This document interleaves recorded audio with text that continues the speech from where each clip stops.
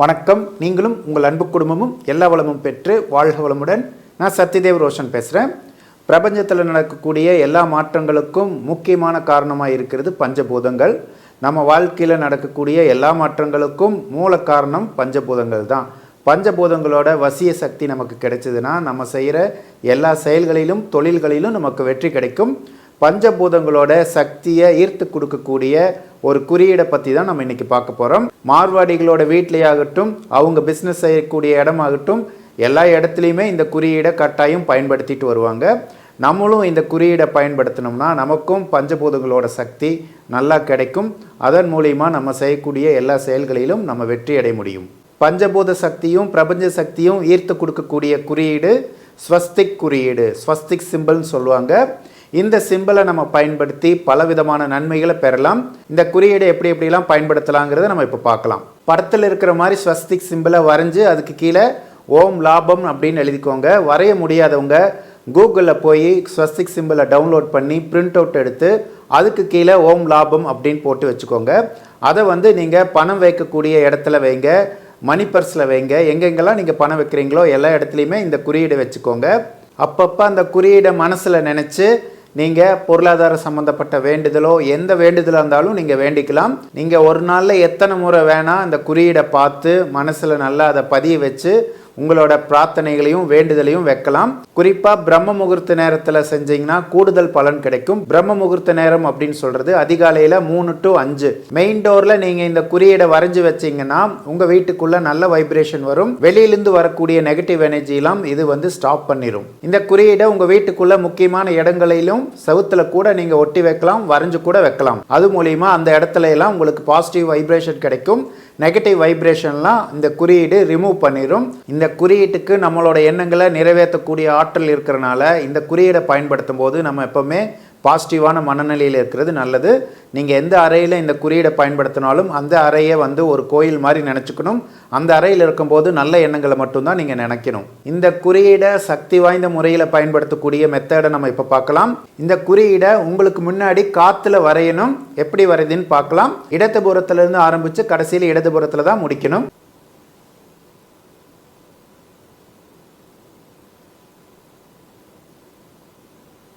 இந்த சிம்பிளில் 4 புள்ளி வைக்கிறதா இருந்தாலும் வைக்கலாம், வைக்க முடியாட்டியும் பரவாயில்ல. இந்த மாதிரி உங்களுக்கு முன்னாடி இந்த சிம்பிளை 9 முறை காற்றுல வரைங்க.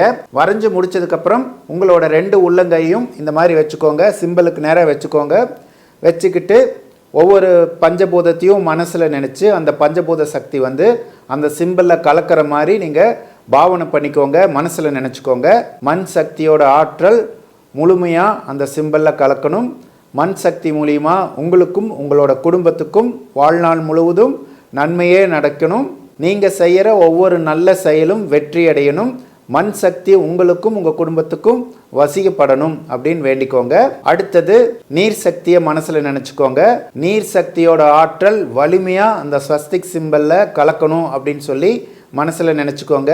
அதுக்கப்புறம் நீர் சக்தி மூலிமா உங்களுக்கும் உங்கள் குடும்பத்துக்கும் எப்பவுமே நல்லது மட்டுமே நடக்கணும்.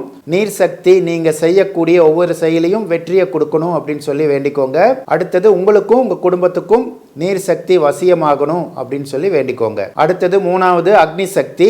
அக்னி சக்தியோட ஆற்றல் நீங்கள் முன்னாடி வரைஞ்சிருக்கிற ஸ்வஸ்திக் சிம்பிளில் வலிமையாக கலக்கணும்னு சொல்லி மனசில் நினச்சிக்கோங்க. அடுத்து அக்னி சக்தி உங்களுக்கும் உங்கள் குடும்பத்துக்கும் வாழ்நாள் முழுவதும் நல்லது மட்டுமே செய்யணும்னு சொல்லி வேண்டிக்கோங்க. அதுக்கப்புறம் அக்னி சக்தி உங்களுக்கும் உங்கள் குடும்பத்துக்கும் வசியமாகணும் அப்படின்னு சொல்லி வேண்டிக்கோங்க. அக்னி சக்தி எப்போதுமே நீங்கள் செய்யக்கூடிய நல்ல செயல்களுக்கு உறுதுணையாக இருந்து வெற்றியை கொடுக்கணும் அப்படின்னு சொல்லி மனசில் வேண்டிக்கோங்க. அடுத்தது காற்று சக்தி. காற்று சக்தி ஸ்வஸ்திக் சிம்பிளில் வலிமையாக கலக்கணும் அப்படின்னு சொல்லி வேண்டிக்கோங்க. காற்று சக்தி உங்களுக்கும் உங்கள் குடும்பத்துக்கும் வாழ்நாள் முழுவதும் நல்லது மட்டுமே செய்யணும் அப்படின்னு சொல்லி வேண்டிக்கோங்க. காற்று சக்தி உங்களுக்கும் உங்கள் குடும்பத்துக்கும் வசியமாகணும்னு சொல்லி வேண்டிக்கோங்க. காற்று சக்தி நீங்கள் செய்யக்கூடிய நல்ல செயல்களுக்கு உறுதுணையாக இருந்து வெற்றியை தரணும்னு வேண்டிக்கோங்க. கடைசியாக விண் சக்தி.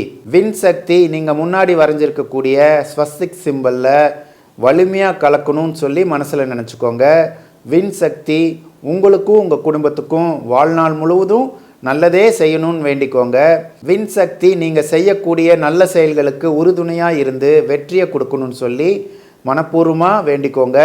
கடைசியாக நீங்கள் முன்னாடி வரைஞ்சிருக்கக்கூடிய ஸ்வஸ்திக் சிம்பலில் பஞ்சபூத சக்திகள் நல்லா வலிமையாக கலந்து அந்த ஸ்வஸ்திக் சிம்பல் எப்போவுமே உங்கள் கூடயே இருந்து உங்களை பாதுகாப்பாக வழி நடத்தணும், உங்களுக்கு எப்போவுமே நல்ல விஷயங்களை ஈர்த்து கொடுக்கணும், நல்ல சூழ்நிலையை உருவாக்கி கொடுக்கணும் அப்படின்னு சொல்லி வேண்டிக்கோங்க. இந்த மாதிரி காலையிலையும் சாயந்தரமும் நைட்டு தூங்குறதுக்கு முன்னாடியும் உங்களுக்கு முன்னாடி ஸ்வஸ்திக் சிம்பலை வரைஞ்சி நான் சொன்ன மாதிரி சார்ஜ் பண்ணி உங்களோட பிரார்த்தனையை வைங்க.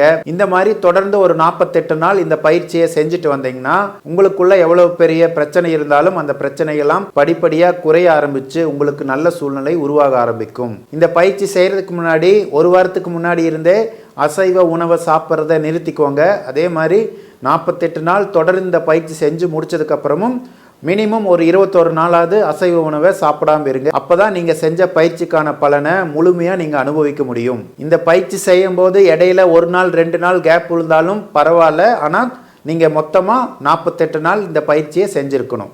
பஞ்சபூதங்களுக்கும் நமக்கும் உள்ள தொடர்பை சுருக்கமாக நம்ம பார்க்கலாம். மண் சக்திக்கும் நமக்கும் நல்ல தொடர்பு இருந்தால் தான் நம்மளால் பொருளாதாரத்தில் நல்ல நிலைமையில் இருக்க முடியும். அதே மாதிரி உடல் ஆரோக்கியத்துக்கும் மண் சக்தி மிக மிக முக்கியம். அடுத்தது நீர் சக்தி. நீர் சக்தி நமக்கு வசியமானால் தான் நம்மளால் சந்தோஷமாகவே இருக்க முடியும்.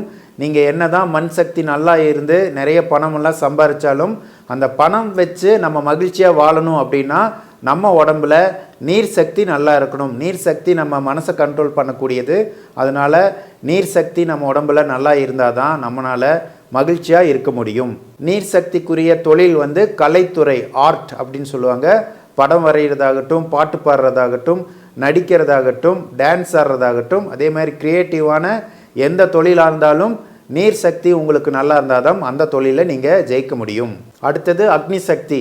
அக்னி சக்தியோட தொழில் அதிகாரம் செலுத்துறது. அக்னி சக்தி உங்களுக்கு வசியமாக இருந்தாலும் அக்னி சக்தி உங்கள் உடம்புல நல்லா இயங்கினாலும் உங்களை எல்லாத்துக்கும் பிடிக்கும். நீங்கள் ஒரு வசீகரமான ஆளாக இருப்பீங்க, பிரபலமான ஆளாக இருப்பீங்க. அக்னி சக்தி நல்லா இயங்குச்சுன்னா தான் நீங்கள் சொல்கிற பேச்செல்லாம் மற்றவங்க கேட்பாங்க. யாருக்கெல்லாம் அக்னி சக்தி உடம்புல நல்லா இல்லையோ அவங்களால மற்றவங்களெல்லாம் ஈர்க்க முடியாது. நீங்கள் என்ன சொன்னாலும் மற்றவங்க கேட்க மாட்டாங்க. அதிகாரம் சம்மந்தப்பட்டிருக்கிற தொழிலில் இருக்கிறவங்களுக்கெல்லாம் கண்டிப்பாக அக்னி சக்தி வசியமாக இருக்கணும். அப்போ தான் அவங்களுக்கு கீழே இருக்கிறவங்களையெல்லாம் கண்ட்ரோல் பண்ணி இயக்க முடியும். இல்லாட்டி இவங்க என்ன சொன்னாலும் இவங்க கீழே இருக்கிறவங்கெல்லாம் கேட்க மாட்டாங்க. மேனேஜ்மெண்ட்டில் இருக்கிறவங்களுக்கும் அதிகாரத்தில் இருக்கிறவங்களுக்கும் கண்டிப்பாக அக்னி சக்தி நல்லா இருக்கணும். அக்னி சக்தி வசியமாக இருந்தால் தான் அவங்களால அவங்க செய்கிற தொழிலில் ஜெயிக்க முடியும். அடுத்தது காற்று சக்தி. காற்று சக்தி உங்களுக்கு நல்லா இருந்தால் உங்களால் உங்களோட தலையெழுத்தவே மாற்ற முடியும், மற்றவங்களோட தலையெழுத்தையும் மாற்ற முடியும். அந்த மாதிரி ஒரு அற்புத சக்தி வாய்ந்தது தான் காற்று சக்தி. காற்று சக்தி யாருக்கெல்லாம் நல்லா இருக்கோ அவங்க சாதாரணமான மனிதர்களாக இருக்காமல் தனித்தன்மையாக இருப்பாங்க. மற்றவங்கள மாதிரி யோசிக்காமல் வித்தியாசமாக யோசிப்பாங்க. அவங்களுக்கு புதிய புதிய விஷயங்கள் செய்கிறது தான் பிடிக்கும். அவங்களோட தொழில் எடுத்துட்டிங்கன்னா ஸ்போர்ட்ஸ், அரசியல், பெரிய தொழிலதிபர் ஆகிறது, இராணுவம், யாரெல்லாம் சாதனை படைக்கக்கூடிய மனநிலையில் இருக்காங்களோ அவங்களுக்குள்ளெல்லாம் காற்று சக்தி நல்லா இயங்கிட்டு இருக்குன்னு அர்த்தம். அவங்களையெல்லாம் அவங்க போக்கில் விட்டிங்கன்னா கண்டிப்பாக அவங்க வாழ்க்கையில் மிகப்பெரிய ஒரு இடத்துக்கு வருவாங்க. அடுத்தது விண் சக்தி. விண் சக்தி அறிவுக்குரிய சக்தி, ஞானத்துக்குரிய சக்தி.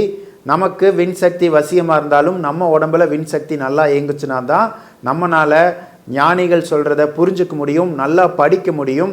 விண் சக்தி ஒருத்தருக்கு நல்லா உடம்புல இயங்கிட்டு இருந்துச்சுன்னா அவங்க நிறைய படிக்கிறதுல ஆர்வம் காட்டுவாங்க. பெரிய சயின்டிஸ்டாவோ பெரிய ஞானியாவோ அவங்க வருவாங்க. விண் சக்திக்குரிய தொழில் மருத்துவம், விஞ்ஞானம், ஆராய்ச்சி துறை. நம்ம உடம்புல விண் சக்தி நல்லபடியாக இயங்குச்சுன்னா தான் உயர்ந்த படிப்புகள்லாம் நம்மளால படிக்க முடியும். பஞ்சபூதங்கள் தான் நம்ம உடம்புல இருக்கக்கூடிய ராஜ உறுப்புகள்னு சொல்லக்கூடிய முக்கியமான 5 உறுப்புகளை இயக்கிறதுக்கு உதவி செய்து கல்லீரல விண் சக்தி இயக்குது, நுரையீரல காற்று சக்தி இயக்குது, இதயத்தை அக்னி சக்தி இயக்குது, சிறுநீரகத்தை நீர் சக்தி இயக்குது, மண்ணீரல மண் சக்தி இயக்குது. இப்படி இந்த 5 முக்கியமான உறுப்புகள் நம்ம உடம்புல நல்லா இயங்குச்சுன்னா தான் நம்மளோட மனநிலை நல்லா இருக்கும். நம்மளோட கேரக்டரை தீர்மானிக்கிறதே இந்த 5 ராஜ உறுப்புகள் தான். ஒவ்வொரு உறுப்பும் ஒவ்வொரு விதமான குணத்தை நமக்கு கொடுக்குது. இதை பற்றி விரிவாக அடுத்த பதிவில் நம்ம பார்க்கலாம். சித்தர்கள் நமக்கு கொடுத்த நல்ல விஷயங்களெல்லாம் நீங்கள் ஃபாலோ பண்ணுங்கள். உங்கள் வாழ்க்கையில் நல்ல மாற்றங்கள்லாம் படிப்படியாக வர ஆரம்பிக்கும். நீங்களும் உங்கள் அன்பு குடும்பமும் எல்லா வளமும் பெற்று வாழ்க வளமுடன்.